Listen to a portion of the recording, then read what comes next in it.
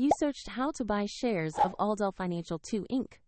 Aldel Financial II Inc. trades on NASDAQ under the ticker ALDF, and this video is for educational purposes only. To buy shares, you need a brokerage account, and we will use eToro as an example to show the steps.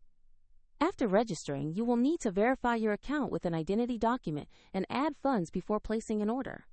Use the platform search bar and type the ticker ALDF to locate Aldel Financial II Inc. Select the listing that shows ALDF on NASDAQ to ensure you have the correct stock. On the stock page, review the company's basic profile and the price chart to confirm the listing. Make sure the company name and the ALDF ticker match before you proceed. To invest, click Buy. Enter the amount you wish to invest and carefully review the order details before confirming. If the market is closed, your order may be queued or set to execute at the next market session. And if funds are insufficient, the platform will prompt you to add money before completing the purchase. After the order executes, your new position will appear in your portfolio. For convenience, the eToro link is in the description if you want to explore the platform.